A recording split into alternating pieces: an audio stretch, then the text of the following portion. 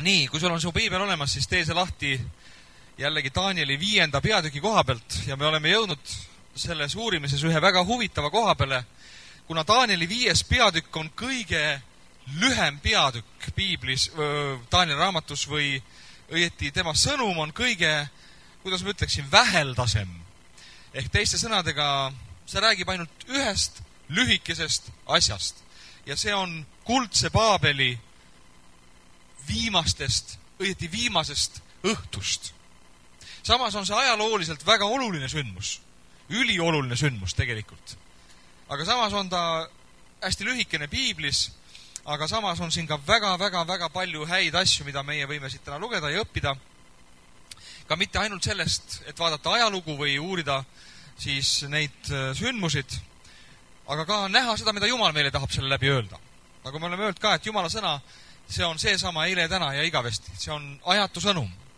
Ja selles on kindlasti ka üks sõnum meile täna, aga me nagu läheneme, nagu me oleme oma piibli tundes teinud, nende asjadele nagu mitme külje pealt. Ja esimene külg on ka see, et me uurime tausta. Tavaliselt inimeste viga nagu ongi see, et kui me piiblit loeme või uurime või kuidas iganes, siis me võtame seda nagu sellise väga kitsa koha pealt. Ja me vaatame nagu õue suurde maailma läbi kitsa makaroni. Keegi ütleb, et see on selline makaroni visioon.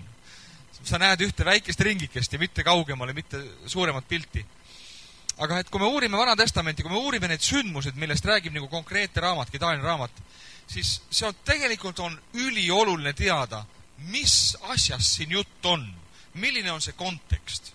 Ja me oleme rääkinud, et kui me algasime peale selle Danieli raamatuga, siis me hakkasime peale kuningas Nebukadnetsarist, tema ajastust, sellest, kuidas kuningas Nebukadnetsar tuli, piiras Iisraeli, Jeruusalemma linna, vallutas selle, tegi selle maatasa, hävitas templi, võttis kaasa kõik varandused, kulla, parimad inimesed ja jalutas sellega Paabelisse.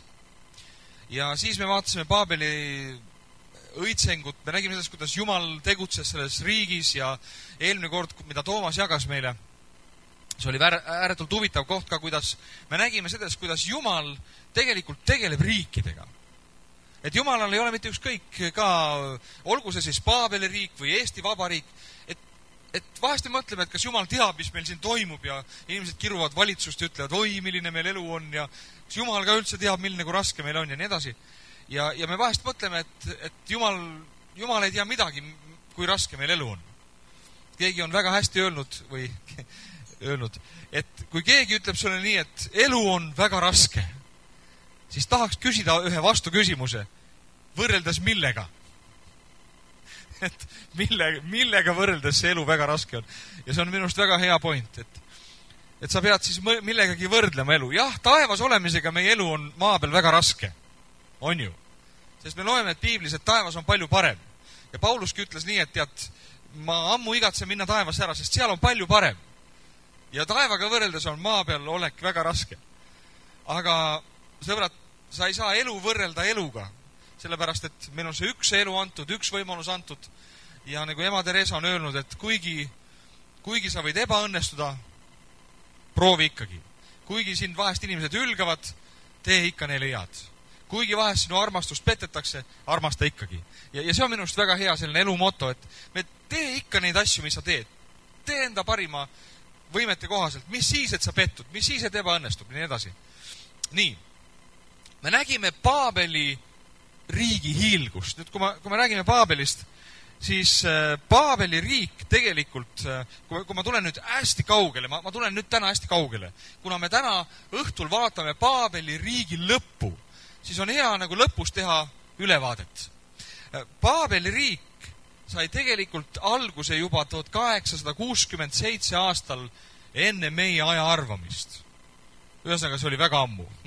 1867 ja ajaloost on teada, et selle rajasid amoriitlased, nende siis, ehk siis sumerite Uuri 3. dünastia ja kui see dünastia langes, siis nagu tekkis selle vaakumi tulemusel nagu Paabeli riik. ja Kaldeuur, see on see sama koht, kus Abraham elas, eks ole, kust Jumal käskis tal välja minna, mäletad, eks ole. See on hea nagu seostada neid piiblikohti, sündmuseid, paiku sellega nagu, mis on ajaloos toimunud. Ja ma peaksin nagu siia juurde ütlema ühte asja, et tegelikult järjest rohkem ja rohkem hakkab ajalugu ja arheoloogia ja kõik see tõestama seda, et piibel on tõde. Veel paarkümmend aastat tagasi näiteks ma olen hakanud tõsiselt uurima praegu Jeruusalemma ajalugu. Ma ostsin endale 800 lehekülje paksuse raamatu, mis räägib Jeruusalemmast. Ja see on väga huvitav raamat ja ma üritan seda hästi aeglaselt lugeda, et mitte kiiresti minna. Näiteks väga tõsiselt kaheldi veel kuni 2005. aastani, et selline isik kui Taavet eksisteeris. Sellepärast, et mitte mingisugust tõestust polnud mitte kuskil ajalooliselt nagu väljakaevamiste teel. Ja muidugi me teame, et see isik eksisteeris 3000 aastat tagasi. Et meil on vahest väga raske tõestada sündmused, mis leidsid aset eelmises sugupõlves, eks ole, meie vanaemade aegu.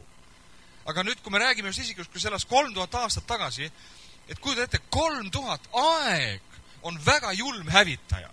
See hävitab kõik asjad ära. Ja kui on möödunud 3000 aastat, et sellest oleks säilinud üks kivi. Sõbrad, see on tõsine asi, kui üks kivi on säilinud 3000 aastat.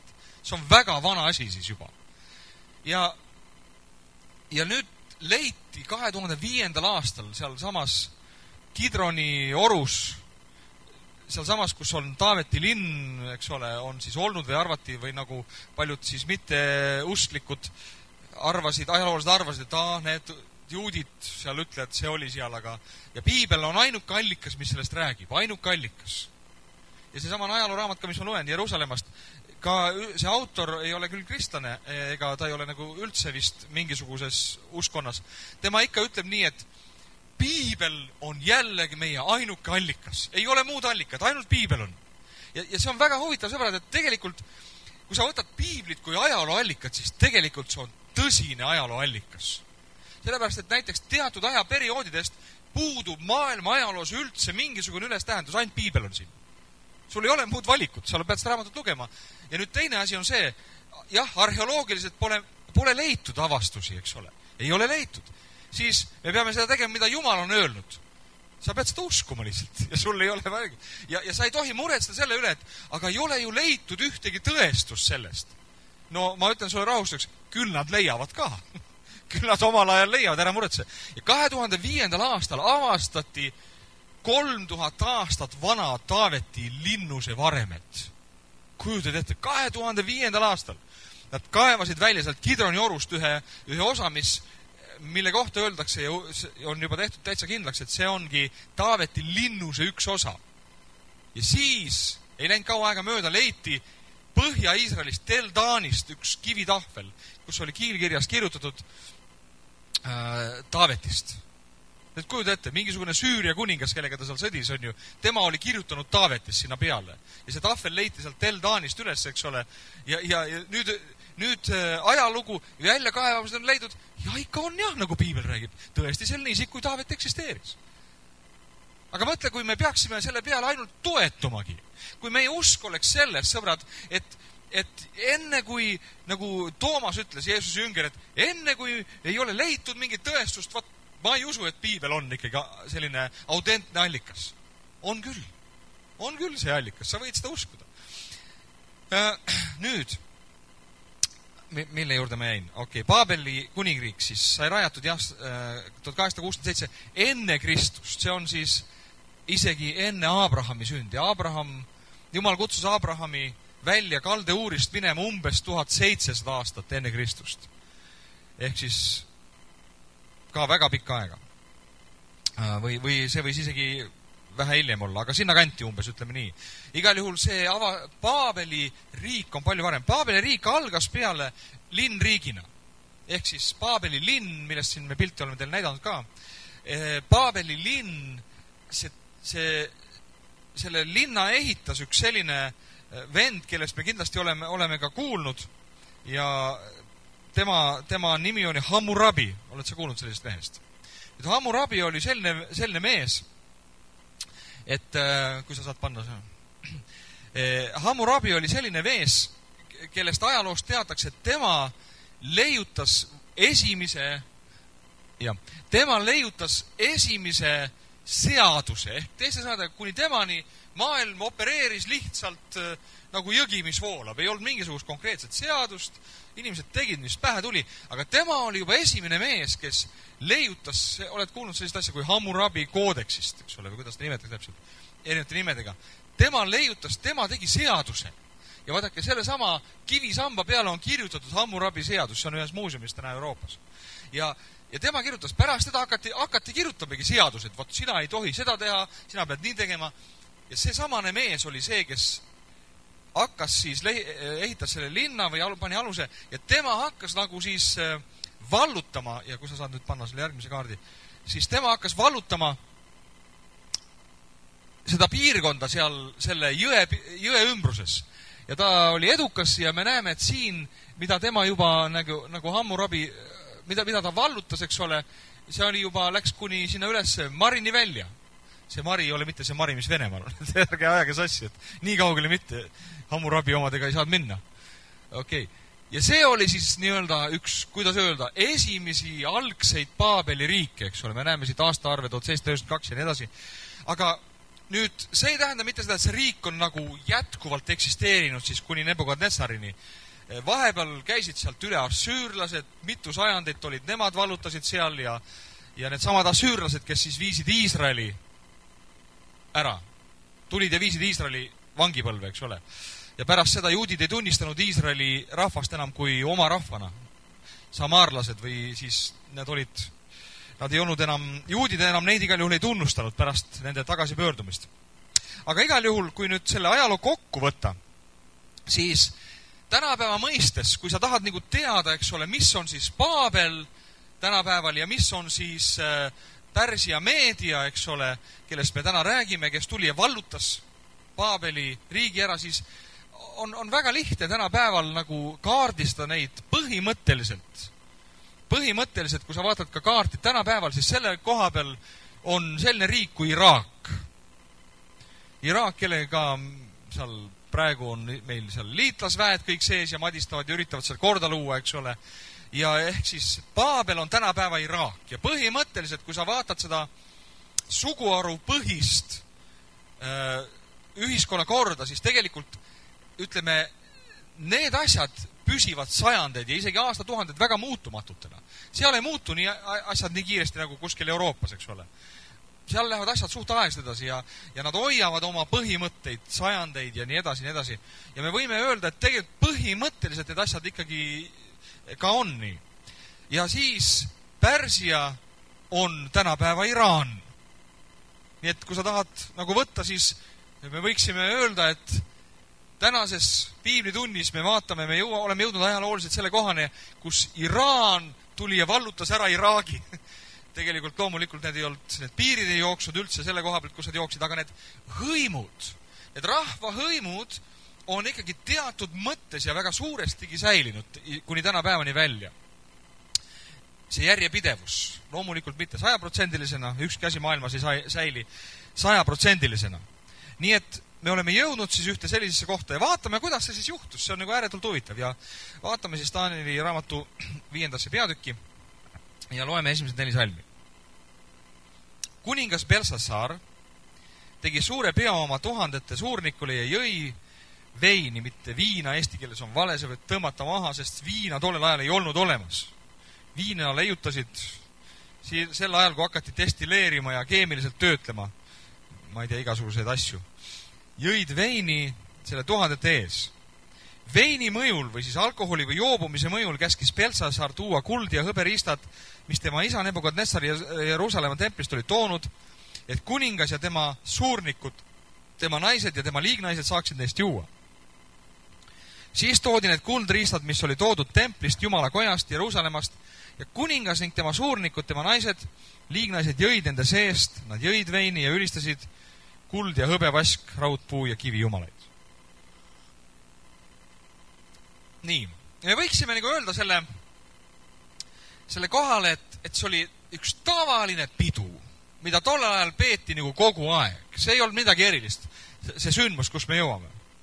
Aga ennem seda, kui me räägime sellest sündmusest, me peame nagu vastama ühele väga olulisele küsimusele. Ja see küsimus on see, kes see Beltsasaar on? Ja seesama küsimuse küsib ajalugu. Väga pikka aega ajalugu oli täitsa kindel, et piibel on, Taani raamat on kirjutatud kuskil Makabeide ajal, ehk siis aastal 300 enne Kristust umbes sinna kanti. Et see ei saa olla kirjutatud sel ajal, kuna Makabeid mõtlesid selle välja, et juutidele teha mingisugust sellist promo, seal on ju rahvuslikkust tõsta ja nad mõtlesid Taani raamat välja, kirjutasid ülesse, sellepärast et sellist kuningat kui Beltsasaar iseenesest jällegi ei ole mitte kusagil mujal kui piiblis. See on jälle piiblis. Ajalugu ei ole leidnud sellist kuningat Beltsasaar. Nüüd pane tähele, mis nüüd ütleb. Beltsasaar, tema isa Nebukadnetsar. Nüüd ühe asja on ajalugu teinud 100% kindlaks, et Nebukadnetsaril ei olnud sellist poega kui Beltsasaar. Nüüd me seisame tegelikult ühe sellise fakti ees, ajaloo fakti ja piibli nagu, kuidas öelda, näilise konflikti ees. Ühe koha peal, kus uskmatud võiks lüüa piibli kinni ja öelda, ahaa, see asi siin ei pea paika. Nägid, me ütlesime ammu, et see on juutide väljamõeldis. Aga nüüd selle jaoks, et nagu natukene mõista neid asju, kuidas tollel ajal need asjad toimisid. Me peame aru saama näiteks number 1 asjast, et tollel ajal ei kutsutud isaks mitte ilmtingimata alati seda, kes oli sinu füüsiline isa. Ja ka pojaks ei kutsutud alati mitte ainult seda, kes sinu füüsiline poeg oli. No näiteks me võtame sellise hea näite kui Eeli ja Elisa. Pane tähe, et Elisa kutsus Eeliat oma isaks. Kuigi ta ei olnud tema isa, ta ei olnud mingisugust füüsilist kontakti, eks ole. Me loeme, kuidas Taavet kutsus Sauli oma isaks. Neil ei olnud mingisugust sellist kontakti. See sõna isa oli nagu selline ka vaimne päranduse, selline nagu järjepidevuse nagu tiitel. Isa oli rohkem isegi tiitel kui ainult see, et sa olid kellestki sündinud ja ta oli sinu füüsiline bioloogiline isa. Isa oli ääretult selline sügav vaimne tähendus. Isa oli keegi, kes oli nagu mingi pärandi kellelegi edasi andnud. See sõna isa on nagu pärandi edasi andja. Tollel ajal isa ülesanne, üks ülesanne oli loomulikult see, et ta siis sünnitas oma lapsega, teine oli see, et ta andis selle pärandi edasi, mis tal oli. Kui sa tead, et üks pärand, ma ei räägi ainult rahalisest pärandist, vaid isad andsid tollel ajal edasi kõik oma oskuse pärandi. Et kui sinu isa ja vanaisa ja vanaisa olid näiteks kingsepad, siis üldse ei olnud küsimus, kes sinust tuli. See oleks nagu imelik, kui sa oleks kasvanud üles tollel ajal ja oleks ütelnud, isa, et ma tunnen, et mina nagu küll ei hakka kingsepaks, et mina hakkaksin näiteks kalameheks. Et selline mõte nagu ei tulnud kellegile pähe. Ehk teiste sõnadega kõik see anti edasi põlvest põlve ja isa andis edasi ühe päranduse. Ja samas ka, kui keegi andis näiteks kuningas, kui Nebukadnetsar oli kuningas ja Beltsasaar oli ka nüüd kuningas, siis see pärandus, mis oli antud edasi temale, ka see kuninglik, see ei ole üldse imeks pandav, et ta kutsus teda oma isaks või on siin tituleeritud teda kui oma isaks. Isa oli nagu millegi edasi andja, millegi edasi kandja. Ja nüüd me näeme, et siin on üks kuningas, kelle nimi on Beltsasaar. Nüüd, nagu ma ütlesin, see nimi Beltsasaar on ka selline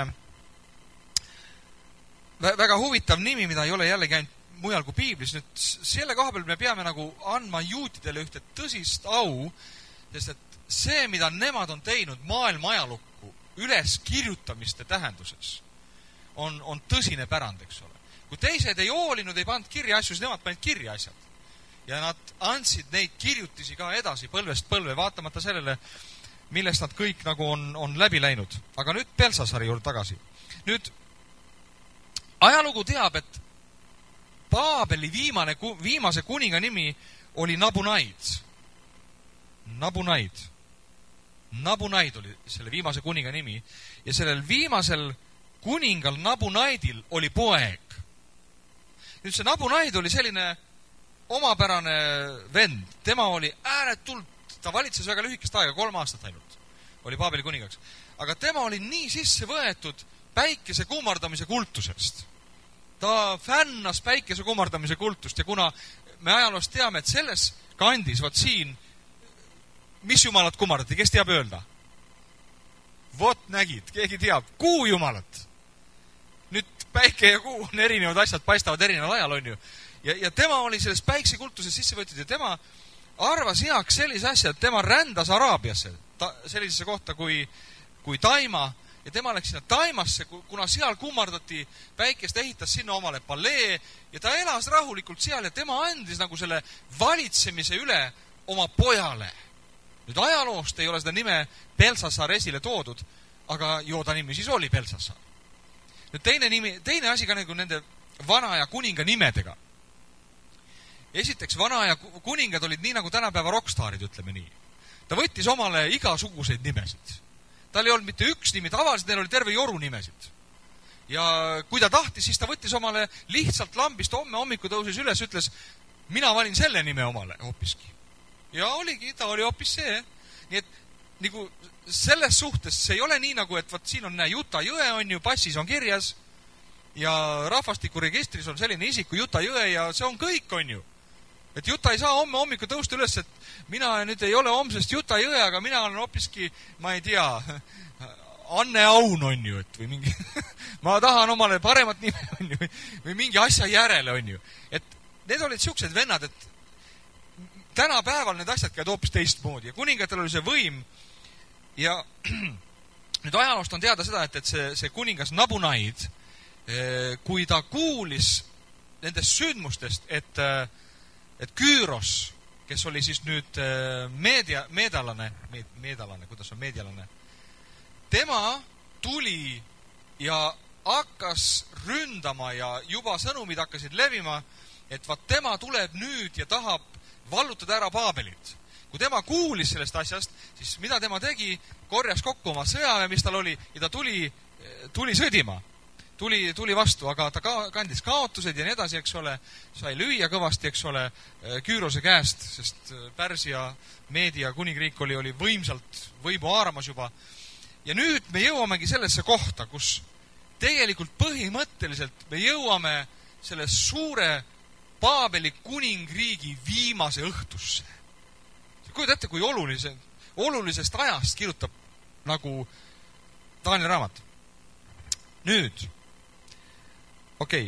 me oleme siis selgeks teinud, et Belsassar oli tegelikult prints, keda siis kuningas Nabunaid pani oma pojana kui kaasvalitsejana või kui siis volitatud printsina, kes oli siis ka selles mõttes kuningas nagu valitsema Paabeli linna, valitsema riiki, sel ajal, kui tema siis kummardas päikest seal ja nautis lihtsalt elu, eks ole, ja nii edasi, eks ole. Nii et selle asja me oleme teinud kindlaks. Nüüd räägime nüüd sellest peost natukene, tuleme sinna peo juurde ka. Neil oli vägev pidu. Tolle aja antiikmaailmas, nagu tollel ajal ja üldse ka erinevates riikides seal Egiptuses, kui seal peeti pidu, siis vana aja muinasjuttudes, kuidas me loeme. Kui pulmi peeti, siis neid peeti kui pikalt? 7 nädalat. ja nii edasi, eks ole. Meie arust see oleks väga pikk pulmapidu, eks ole, 7 nädalat on ju. Ja või siis mõni pidas veel pikemini, eks ole, 7 aastat või mis iganes. Ja tõepoolest see ei ole nagu selline kirjanduslik liialdus, vaid tollel ajal peeti pidusid tõsiselt. Ja kui ühel peol oli 10 000 või 15 000, eks ole, inimest on ju, siis see oli selline normaalne pidu. Me käisime siin ka laupäeval pulmapeol, kus oli 40 inimest. Suur pidu oli, tegelikult see oli Eestimaal suur pidu.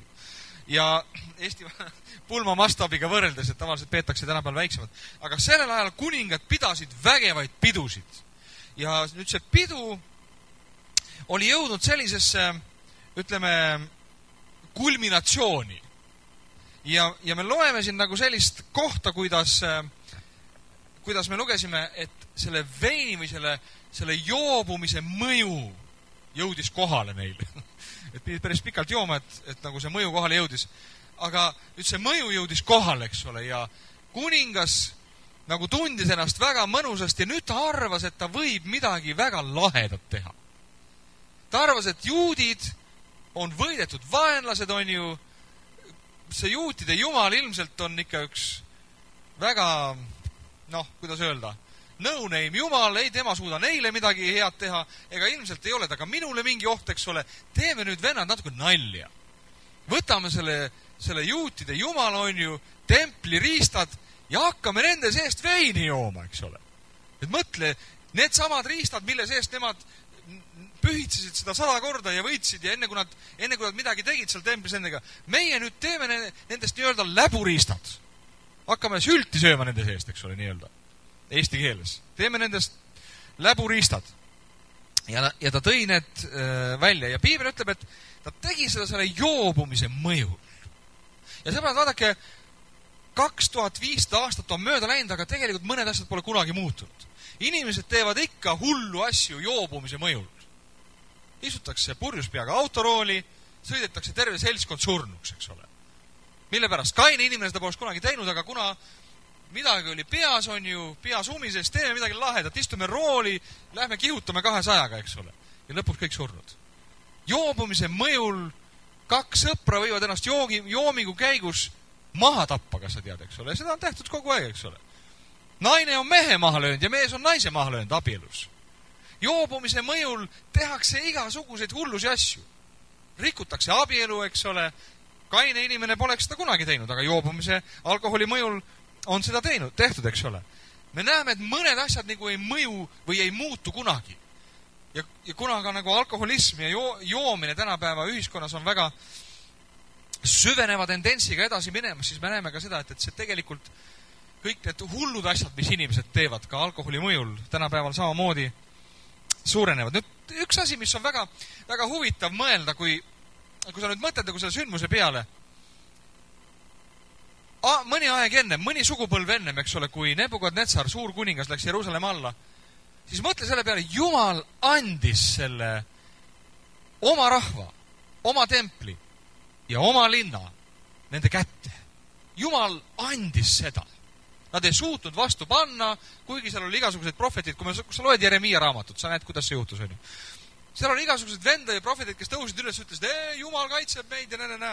Jeremiia oli Jumala prohvet, ütles, kuule, ärge ajage siin uduvennad, et Jumal on meid maha jätnud ja ta annab selle meie riigi, meie linna kuninga kätte, kes tuleb ja hävitab selle. Ja nii juhtus. Nüüd mõtle selle peale, Jumal lubas hävitada oma templi. Ehk selle paiga, kus tema tegelikult ise elas. Ta lubas selle teha maatasa. Ta lubas oma pühalinna Jeruusalemma teha maatasa. Ta lubas oma rahva parimad nendest viia vangi. Hullemad nendest ära tappa. Milline meeletu katastroofi aastus. Ja nüüd Jumal lubas seda ühel hetkel. Ja nüüd me jõuame ühte teise sündmuse juurde, kus see kuningas arvas, et tema nüüd võib selle Jumalaga mängida mingit mängu, eks ole. Ja nüüd tema tõi need riistad välja ja inimlikult me võiksime mõelda nii, no kuule, kui Jumal juba lubas selle rahva vangi viia, on ju, kui ta lubas need tappa, selle Jeruusalemma ära hävitada, noh, kuule, Jumalal ei ole sooja külma, et sellest templi riistadest siis juuakse või mis iganes tehakse. Vaadake, sõbrad, me peame nagu saama aru mõnest asjast, et kui Jumal ühte asja lubab, siis ka sellel on põhjus. See, kui Jumal lubas selle rahva viia vangi, siis sellel oli see põhjus. See rahvas oli meeletult eksinud. Ta oli hüljanud Jumala, ta oli teeninud ema Jumalaid, vägivald oli võtnud ülekohus, oli levinud jumalatus, oli levinud tema rahva keskel. Ja Jumal pidi seda lubama, et ta üldse võiks 70 aasta pärast tuua oma rahva jälle meeleparandusest tagasi ja alusta nendega nullist, eks ole. Ta pidi seda lubama. Aga nüüd oli inimlikult mõttes üks väike asi, on ju, väike asi. Ja nüüd ühel hetkel Jumal astub areenile ühe väikse asjaga. Vaadake, meie vahest arvame nii, et me suuri asju teha ei või, aga väikseid asju teha võime. Kas ei ole nii, on ju? Inimene täitsa mõtleb nii. Et no hea küll, et ma ei tee suuri patte, eks ole, ma ei ole kedagi maha nottinud, on ju. Ma ei ole ühtegi panka röövinud. Ma ei ole, ma ei tea, kellegile tappa anda hiljuti, eks ole, või läbi sõimanud, on ju.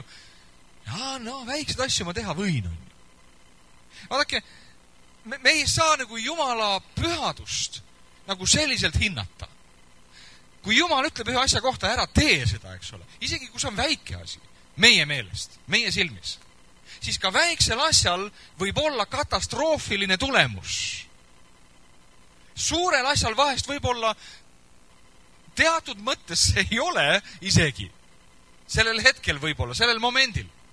Aga ma tahan sulle ka öelda, et kui sa vaatad nüüd seda, kui me vaatame seda päeva, millest täna on jõudnud, siis ükski asi ka, mida tegelikult on tehtud, ei jää karistamata. Ja me näeme seda, et see, mida Paabel tegi Jumala rahvale, ka see jõudis tagasi nendele. See sama karistus jõudis tagasi nendeni. Ja täna me oleme selles õhtus, kus see juhtub. Eks ole, sõbrad, nii et vahest on see, et Jumal kasutas Paabeli kuningat ja Paabeli riiki, et tuua nagu temale rahvale see karistus, eks ole, aga nüüd ka see tegu, mida nad siiski tegid, ei jäänud karistuseta. Jumal toimib vahest väga huvitavalt, eks ole. Et vahest mõni asi võib kellegi läbi meie ellu tulla ja teha meile nagu võib-olla halba isegi selles mõttes, aga see halb võib meist tuua lõpuks head esile, meeleparanduse esile, enese nagu uurimise esile.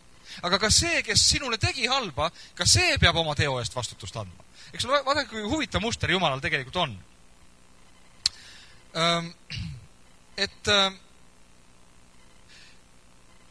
Ma üks pühapäev rääkisin siin sellest ka tegelikult, see on nagu selline vähe kõrvalmõte, et tegelikult ka füüsilistel asjadel võib olla teatud vaimne edasikandmine.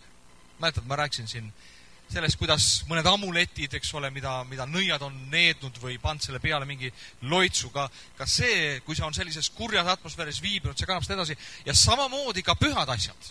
Nii et sõbrad, meie ei saa, kui me loeme seda peatükki, kui me loeme seda kohta, me näeme seda ja see on nii selgesti kirjas Piiblis, et need asjad, mis on viibinud Jumala läheduses sellise intensiivsusega, nad siiski kannavad ka mingisugust vaimset jõudu edasi. Ja kuigi võib-olla läks mööda seal pikka aeg, eks ole, aastakümned läksid mööda ja need templiriistad olid seal kuskil kuninga laos, eks ole, ja nagu midagi ei juhtunud, kuid nüüd ühel hetkel, kui kuningas tõi need välja ja hakkas midagi rüvedat ja ebapüha nendega tegema, siis nüüd see Jumala pühadus, see tuli selle teoni, nende asjade läbi nagu sellesse peosaali, kus see kuningas oli seda tegemas. Vau! Et ära kunagi ütle, et ükski asi ei või midagi edasi kanda. See võib edasi kanda. Okei. Nüüd, vaatame, loeme nüüd salmist 5 edasi, kuni salmini 9. Sel samal tunnil ilmusid inimga sõrmed ja kirjutasid kuninga palee lubjatud seinale. Küünlajale kohale ja kuningas nägi kirjutavat kätt. Siis kahvatas kuninga näoilme ja mõtted kohutasid teda ja ta niude liigesed lõdisesid ja põlved peksid üksteise vastu. Väga huvitav kirjeldus. Puusad ka plagisesid. Wow. Puusaliigesed käisid sisse välja vist. Kuningas hüüdis valjusti, et toodaks nõiad, kalde targad ja täheteadlased ja kuningas hakkas rääkima ja ütles Paabeli tarkadele, kes iganes seda kirja oskab lugeda, seletab mulle selle tähenduse, see riietatakse purpurisse, temale pannakse kuldke kaela ja ta saab 3. valitsejaks kuningriigis. Siis tulid targad, aga need ei osanud kirja lugeda ega selle seletust kuningale teatavaks teha.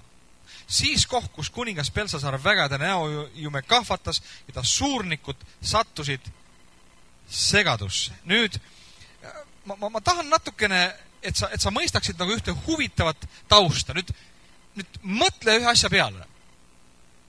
Ma arvan, et kuning Belsasar ja kõik need suurnikud, kes olid seal pidu pidamas, ega nad ei elanud kuskil kuu peal. Nad teadsid, mis ka poliitilises maailmas on juhtumas. Nad teadsid seda, mida olid tegemas pärslased ja meedlased. Nad teadsid, et nende väed olid tungimas nende riigi poole. Nad teadsid, et sõda oli nende ukses. Aga mida nemad tegid? Kas nad kindlustasid sõjaliselt ennast? Või nad valvasid? Või nad tegid... Ei, nemad pidasid pidu. See on üks väga huvitav selline nagu mõttekäik, eks ole. Ma olen selles 100% kindel, eks ole, et nii kõrgel tasemel mehed, nad ei saanud olla teadmatud sellest. Sest et kui me loeme sellest, et sellel samal öösel tungisid juba sinna samasse kuninga paleesse, vaenlase väed ja tapsid, nad ei saanud olla kuskil 100 kilomeetri kaugusel. Nad pidid olema seal samas, väga ligidal. Võib-olla leeris selle kuninga palee ukse taga seal. Aga mida nemad tegid? Kas nad kogusid sõjavägi? Ei, nad ei teinud mitte midagi. Nad jõid ja tundsid rõõmu. See on küll väga huvitav, eks ole. See on väga naljakas. Ja nüüd keegi ei suutnud seda kirja seletada. käsi ilmus ja kirjutas, ma räägin sellest kirjast hetke pärast, eks ole. Kui saad need 2 pilti panna, jah. Salm 10. Kuninga ja tema suurnike sõnade peale tuli kuninga ema pidusaali. Kuninga ema hakkas rääkima ja ütles, kuningas elagu igavesti. Ärgu kohutagu sind su mõtted ja ärgu kahvatlegu su näojume. Sinu kuningriigis on mees, kelledes on pühade jumalate vaim. Su isa päevil leidus temal arusaamist, taipu ja tarkust, otse kui jumalate tarkust. Ja kuningas Nebukadnetsar, su isa tõstis tema ennustajate nõidade, kalde, tarkade täheteadlaste ülemaks. Kuningas su isa, sellepärast, et temast Danielis, kelle kuningas oli pannud nimeks Beltsasaar, leidus eriline vaim ja temal oli mõistust ning taipu unenägude seletamiseks, mõistuse lahendamiseks ja sõlmede harutamiseks. Kutsutagu nüüd Daniel, küll tema annab tähenduse teada. Nüüd, viimati, kui me lugesime Danielist, viimane asi, kui me lugesime Danielist eelmises piiblitunnis, sellest ajast on läinud mööda 20 aastat. Päris pikk aeg. Daniel on saanud 20 aastat vanemaks. Ja nii nagu ajalugu ikka, kui tõuseb üks monarh ülesse või kuningas, siis tema valib endale omad nagu kaaskondlased ja poliitikud ja nii edasi, kui tõuseb teine, tema lükkab selle endise omad kõrvale, võtab omale uued, eks ole, nii nagu ka tänapäeva poliitikas toimub, eks ole. Palju ei ole muutunud. Nüüd ilmselt me eeldame seda, et kui oli vahetunud juba mitu kuningat ja valitsejat selles riigis, siis ka Daniel oli kuidagi jäetud taustale. Teda oli unustatud, sest keegi ei teadnud temast. Pane tähele, kui kuningats kutsus kohale kalde, nõiad, targad, ennustajad, soolapuhujad, mis iganes sosijad, posijad, siis Daniel nende hulgas enam ei olnud. Tema oli juba jäetud nii-öelda ajaloo kolikambrisse. Jälle, see samane mõte. Kui kiiresti tegelikult inimesed unustavad ära. Ja see mõte, eks ole, et Beltsasaar, kes oli kuningas, ta isegi ei teadnud mitte midagi Danielist. Mitte midagi ei teadnud sellest mehest, kes oli selliseid asju ennustanud. Ta ei teadnud midagi sellest jumalast, kes oli päästnud need 3 meest tulisest ahjust. Ta ei teadnud midagi sellest jumalast, kes oli teinud selliseid imetegusi, kes oli kõnelenud Daniel läbi siis eelnevatele kuningatele, selliseid prohvetlikke sõnu, kuningad, kes olid silmile langenud Danieli jumala ees. Ja pane tähele, kuidas nüüd see tekst läheb. Kelles on pühade jumalate vaim. Nüüd siin ei ütle, kelles on ainsa, väelise, võimsa maa ja taeva looja vaim. Ei, kelles on pühade jumalate vaim. Nüüd, mida see ütleb meile? Nad olid unustanud selle eelmise sündmuse, mis Nebukadnetsariga oli juhtunud, mida me eelmine piiblitund vaatasime. Kuidas Jumal võttis selle suure ülbe valitseja, tõukas ta alla, rohtu sööma ja siis tõstis ta üles tagasi. Et kuidas nad olid unustanud selle. Kui kiiresti inimesed unustavad Jumala. Ma täna vaatasin, keegi oli Facebooki postitanud mingid huvitavaid pilte nõukaaegsest Tallinnast. Ja seal üks pilt oli, mis väga minu vastu rääkis. Seal oli Tartu maanteel kuskil nurgal oli üks Produktova ja toidupood ja seal oli vähemasti 200 meetri pikkune toidujärjekord. Vorsti järjekord. Kas keegi mäletab neid aegu enam? 20 aastat tagasi. Meie maal. Mäletate, kuidas, kui sa kuulsid, et tuuakse vorsti poodi või Coca-Colat toodi poodi, Fanta, appelsine oli poes. Inimesed, me oleme unustanud selle. Ja täna peal lähen poodi, midagi pole süüa. Me oleme unustanud selle ära ja kui kiiresti inimesed unustavad ära need asjad, mis on 20 aastat tagasi juhtunud, on ju, eks ole. Ja ajaloos ei ole mitte midagi muutunud, olgu 2005 aastat mööda läinud või 20 aastat mööda läinud. Inimesed on ikka need samad. Nad olid unustanud ära Danieli. Salm 13. Siis toodi Daniel kuninga ette, kuningas hakkas rääkima ja ütles Danielile, kas sina oled Daniel Juuda vangide seltsist? Nüüd pane tähele, Juuda vangide seltsist, eks ole. Daniel oli jälle sattunud tagasi Juuda vangide seltsi. Ennem ta oli kuninga parem käsi, eks ole. Terve riigi, suure maailma impeeriumi parem käsi. Nüüd ta oli tagasi sattunud Juuda vangide seltsi. Ta ei olnud vaja enam, eks ole. Ja sageli, kui inimesed käituvad suga nii, siis ära imesta. Midagi ei ole muutunud. Kellede kuningas mu isa Juudas tõi. Ma olen sinust kuulnud, et sinus on jumalate vaim. Sama väljendus jälle. Ja sinul leidub arusaamist ja taipu ning erilist tarkust. Ja nüüd on mu ette toodud nõiad, seda kirja lugema ning selle tähendust mulle teatavaks tegema. Aga nemad ei ole suutnud selle asjale seletust anda. Sinus, ma olen aga kuulnud, et sina suudad seletust anda ja sõlmi lahti arutada. Kui nüüd sina suudad kirja lugeda ja selle tähendust mulle teatavaks teha, siis riietatakse sind purpurisse, sulle pannakse kuldki kaela ja sa saad 3. valitsejaks kuningriigis. Nüüd kohtusid siin 2 väga erinevat jõudu. Üks noor kuningas, kes lootis oma jõu peale, eks ole, ja teine vana prohvet, kes tundis väga lähedaselt elavat Jumalat, eks ole. Selline huvitav kohtumine. Ja see kuningas ei olnud õppinud midagi minevikust. Vaadake, mina ei väsi kordamas siin koguduses ühte asja. Kui sina unustad ajaloo, siis sa oled määratud seda kordama. Ehk kõiki ajaloo vigu. Sa oled seda määratud kordama. Need inimesed, kes unustavad ajaloo, nad peavad seda ise jälle läbi elama. Aga Beltsasaar oli üks selline mees, eks ole. Tema ei olnud õppinud ajaloost midagi. Ta ei olnud õppinud midagi eelnevates kuningates, kuidas nende käsi oli käinud, kui nad hakkasid Jumalale vastu ja nii edasi, eks ole. Aga siin oli Daniel, üks teine mees, kes mõistis mineviku, kes oli õppinud mineviku õppetundidest. Nüüd ta seisis selle kuninga ees, selle võimsa noore valitseja ees, kes lootis oma jõuga hakkama saada, kes ei vajanud Danieli, isegi oma õukonda, saatis sa tagasi sinna vangide seltsi. Mille peale siis see kuningas lootis, kui Pärsia Meedia sõjaväed juba koputasid tema palee uksele? Väga huvitav. Nüüd, salm 17 me loeme edasi nii.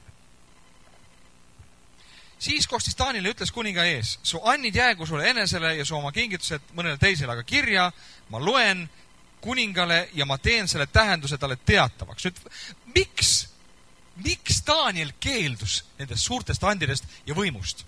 Miks? Kas teil ei olnud seda vaja? Me ei tea, mis seisuses ta oli finantslikult. Äkki tal oleks seda kuldketti väga vaja olnud, et nagu paremale finantslikule järjele pääseda. Ja kindlasti tal oleks vaja seda positsiooni olnud, et saada nagu 3. meheks kuningriigis. See oli üks väga ahvatlev positsioon. Tänapäeva poliitika maailmas ronitakse üksteisele selga ja kukile astutakse pähe, et ainult saada seda positsiooni. Aga Daniel ütleb siin viisakalt kuningale, kuningas, need annid jäägu sulle endale. Aga ma seletan sulle selle unenäo ära ikkagi. Nüüd, mina arvan isiklikult, see on minu arvamus, et Daniel, nagu ma ütlesin, oli mees, kes oli õppinud minevikust, aga ta teadis ka ühte asja. Midagi on tulemas sel samal öösel. Ja ta teadis, et kui ta oleks võtnud selle positsiooni vastu, siis teate, mida tegi tavaliselt sisse tungiv armee? Number 1. Ta tappis ära kõik selle kuningriigi ladviku. Oli ju nii. Või siis vähemasti torkas neil silmad peast välja ja heitis nad vangi kongi kõige sügavasse põhja. Tavaliselt müüdi nad orjadeks või tehti niisugust asja. Noh, eks ole, see oli parimal juhul tollel aja maailmas. Sellepärast ei võtta Daniel seda positsiooni vastu. Ta oleks väga rumal olnud, kui ta seda oleks võtnud vastu. See oleks tähendanud talle tema elu. Nüüd, miks ta ei võt kulda vastu? Teate, sõbrad, ajaloos on selliseid perioode ja hetki, kus parem on olla vaene. Ja see oli üks nendest. Mäletate seda aega, kui küüditati Eesti rahvas Siberisse? Keda saadeti Siberisse? Rikkaid. Neil, kel oli rohkem kui üks lehm. Neil, kel oli mingit varandust, maju, neil võeti kõik ära, saadi Siberisse. Daniel teadis seda, et nüüd on tulemas selline ajaperiood, kus parem on olla vaesem ja tagasihoidlikum, eks ole. Ja sõbrad, kui me vaatame selle mehe tarkust, eks ole, et on parem selliseid hetki, nagu mitte minna selle ahvatluse järgi ja võtta vastu, mis tegelikult võib sulle tuua hoopiski kahju selles hetkes, eks ole. Ja ta keeldus nendest andidest.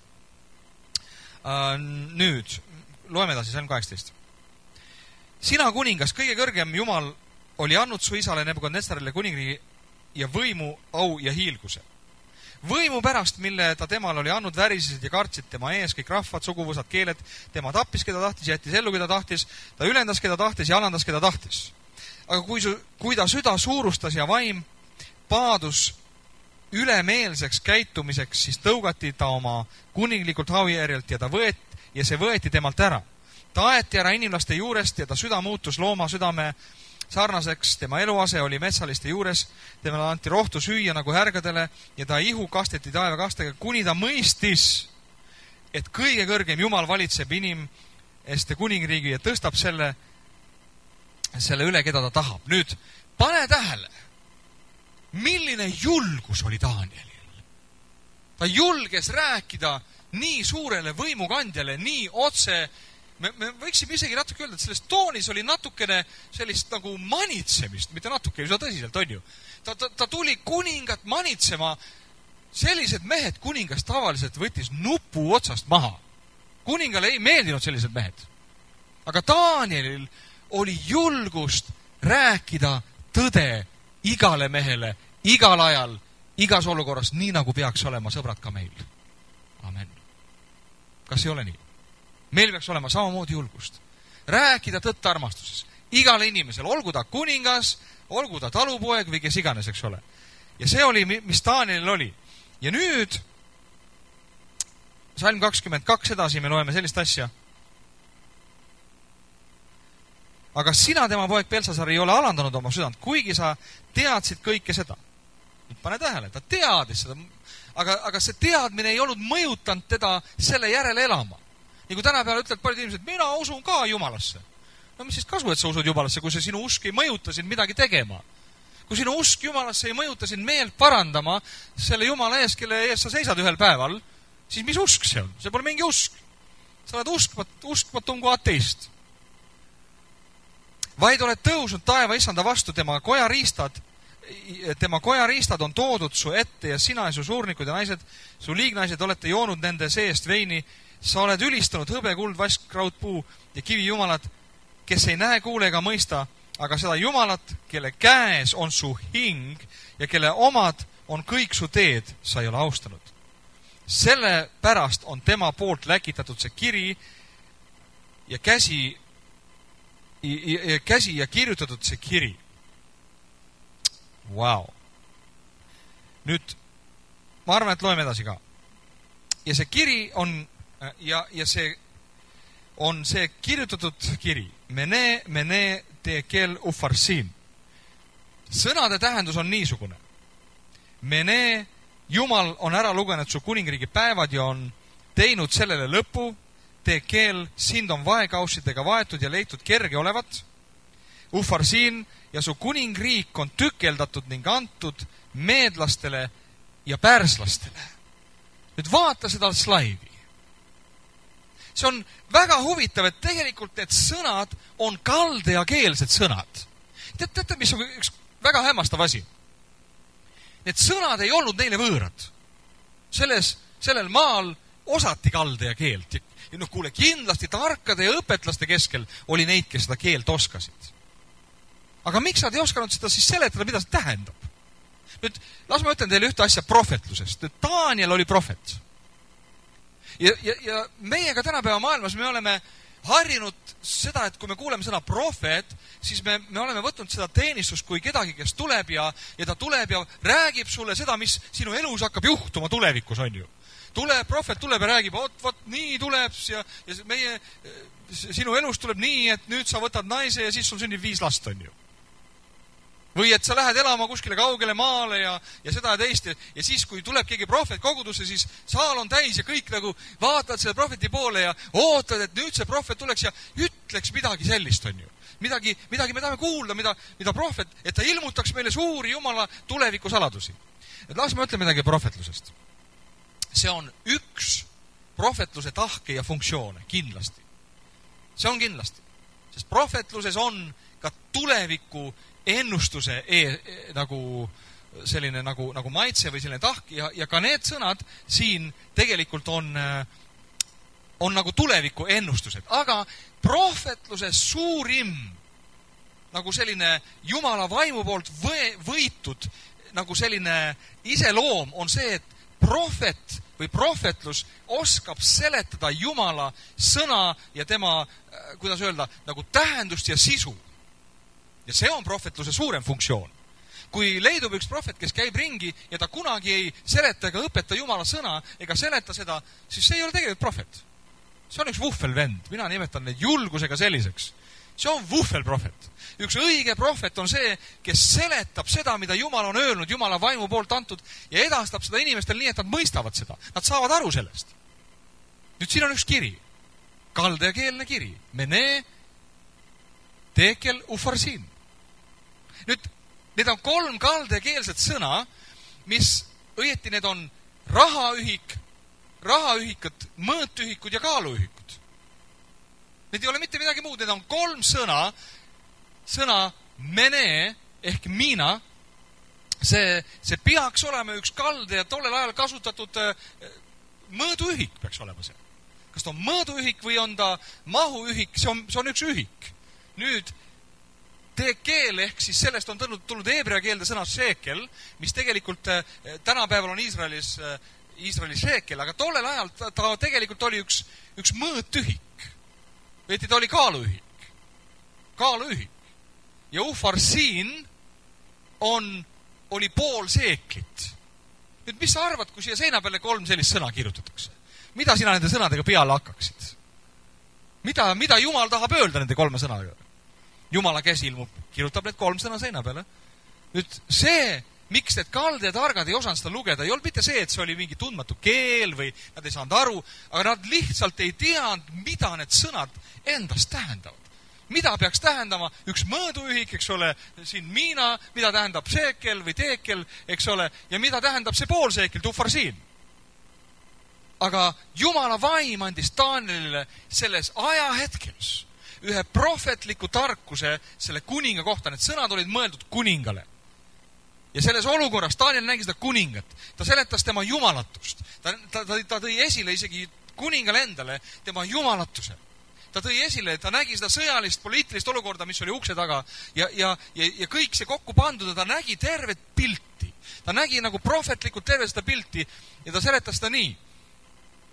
Loetud, kaalutud, jagatud. Need 3 sõna tähendasid nii. Loetud, kaalutud, jagatud. Kui need 3 sõna eesti keeles ilmuksid seina peale, siis Daniel seletas selle lahti. Esiteks, sinu päevad on ära loetud. Eesti keeles on ka siuke hea väljendus, on ju. Kellegi päevad on loetud. Vaat see tähendas täpselt seda. See on 2500 aastat vana see mõiste. Su päevad on ära loetud. Sind on vaekausidega kaalutud ja sind on leitud kerge olevat. Kaalutud. Ehk siis teekel või shekel. Nüüd Jumal, sõbrad, ma olen ükskord siin sellest ka minu arust üks aeg jutlustanud, et Jumal kaalub meid kaalukausidega. Ja võib-olla väliselt mõni inimene paistab väga selline kaalukas inimene, aga Jumal kaalub inimeste nagu tõelist sisu. Eks kõik see, mis paistab, nagu kui sa vaatad vilja näiteks, eks ole, siis vili hoiad peo täis vilja oma peos, on ju, aga tead, kui sa nagu viskad selle õhku ja tuul puhub, siis ta puhub ära need, kelles sisu ei ole. Ehk siis aganad, ehk siis tühjad viljaseemned, kes paistavad nagu vili, aga tegelikult on mitte vili. Ja samamoodi ka, kujutad ette nüüd, kui sa paned selle olukorra kokku, eks ole, vaenlase vägi on sinu palee ukse taga ja sina jood siin ja pead pidu. See sõnum, mida Daniel Jumalalt tõi, see selgitus selle sõnale, see kaalumise sõna oli see, sind on kaalutud ära ja sa oled kerge olevat, vaata oma tegusid. Vaata, mida sa teed praegu mees.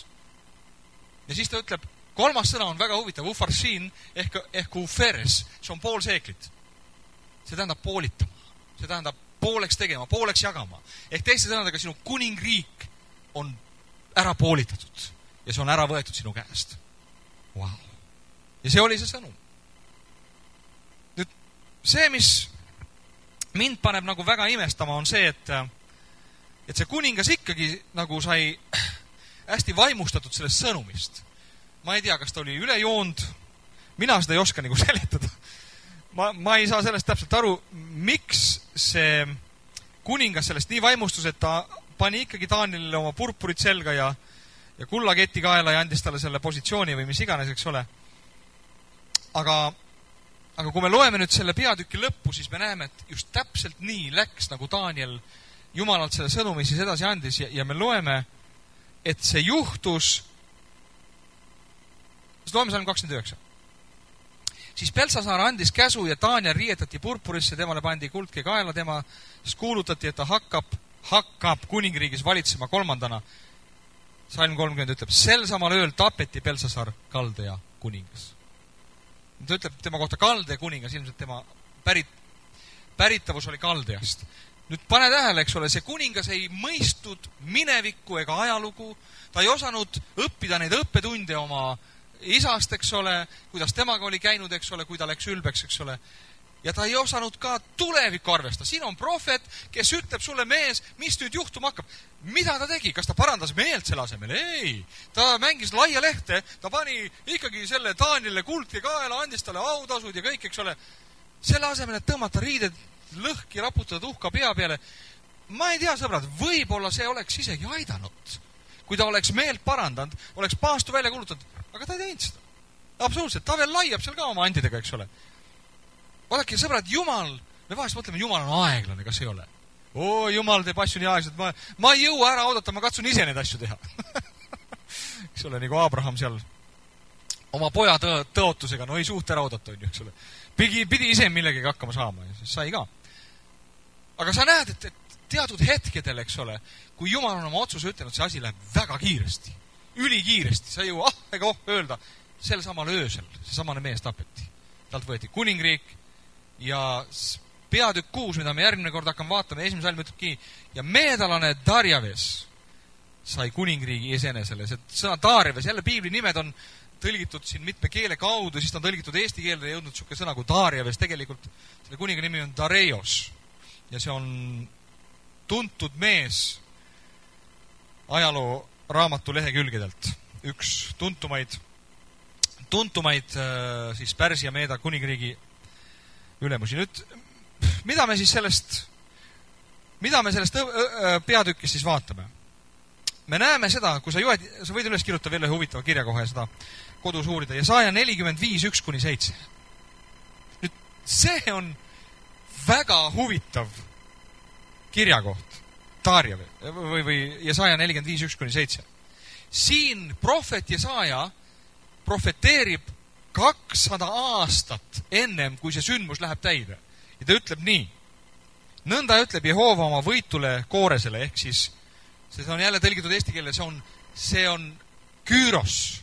Nüüd Küüros oli üks kõvemaid mehi üldse terves selles riigis. Tema vallutas tegelikult kõige rohkem. No lugesin, ma ei tea, kui te tahate lugeda lisa, siis minge poodi ja ostke selline ajakiri kui ajalugu, imeline ajalugu, selle kuunumber. Seal räägib just nendest sündmustest. Seal räägib sellest samast kuningast Küüroses, kui tema läks ja vallutas Egiptust, siis temal oli selline huvitav viis, kuidas ta Egiptuse sai vallutatud, oli see, et ta käskis oma sõduritel panna kilpide külge kassid. Päris kassid. Ja kuna sa tead, et Egiptuses on kass jumalaks, kass on jumalus, siis Egiptuse armee ei suutnud nooli lasta ega odasid visata siis selle Küürose armee pihta, kuna neil olid kassid kilpidi peal, kuidas sa jumala peale lased noole. Ja nii nad vallutasid ära Egiptuse. Aga see on natukene kõrvaline lugu. Aga nüüd, kui sa loed seda lugu, mida Jumal ütleb sellele kuningale, kes tuleb 200 aasta pärast, prohvet Jesaja läbi. Nüüd, kui sa loed seda vapustavat sündmust, eks ole, täpselt, mida Jumal selle kuningale teeb, mis juhtuma hakkab, ja Küüros, nüüd Jesaja elas ennem isegi Jeruusalemma hävitamist. Jesajal ei olnud mingisugust teadmist tulevikust, et tuleb ühel päeval Nebukadnetsar ja viib nad ära, eks ole. Jesaja elas hoopis teisel ajal. Jesaja elas enne Jeremiat, ennem kõiki need sündmused.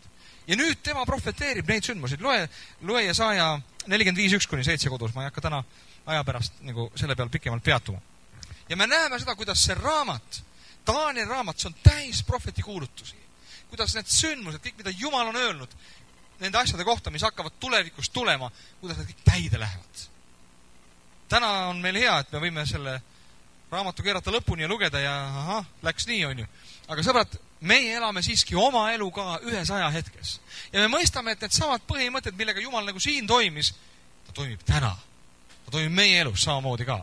Jumal toimib meie elus, kui meie süda läheb täis oma arvamusi ja ülbust ja me arvame, et meie võime ja meie suudame.